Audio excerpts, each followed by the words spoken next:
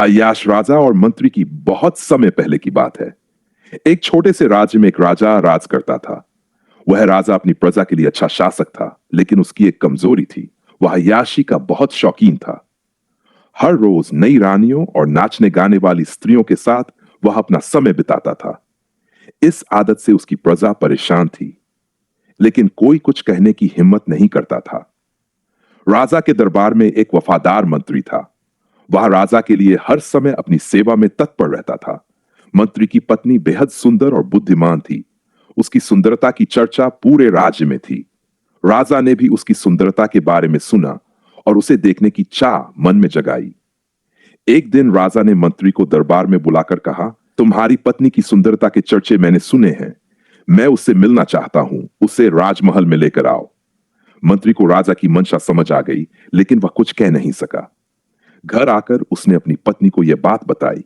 उसकी पत्नी ने मुस्कुराते हुए कहा, चिंता मत कीजिए, मैं राजा को ऐसा सबक सिखाऊंगी कि वह अपनी आदत बदल देगा।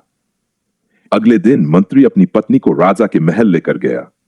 राजा उसकी सुंदरता देखकर मंत्रमुग्ध हो गया और बोला, मंत्री, तुम जाओ, अब से तुम्हारी पत्नी यहीं रहेगी।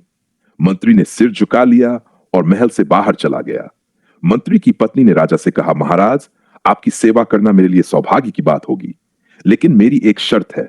मेरे साथ कोई भी संबंध स्थापित करने से पहले आपको मेरे लिए एक ऐसा महल बनवाना होगा जो सोने और हीरे से जरा हो। राजा ने तुरंत हामी भर दी। उसने अपने खजाने से धन निकालकर मजदूरों को उस महल को बनाने का आदेश दिया। महल बनने में कई महीने लग गए। इस दौरान राजा ने अपने दूसरे कार्यों को भी नजरअंदाज कर दिया।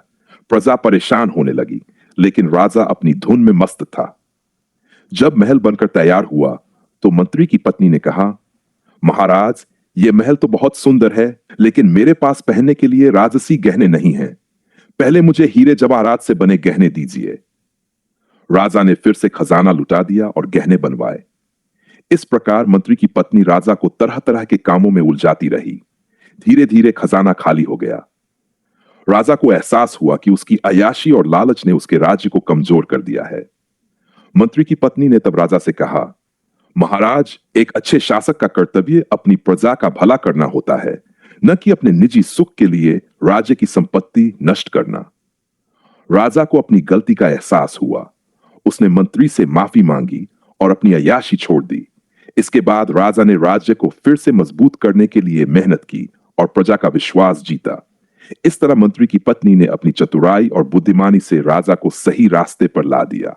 शिक्षा, लोभ और अय्याशी हमेशा पतन का कारण बनती है।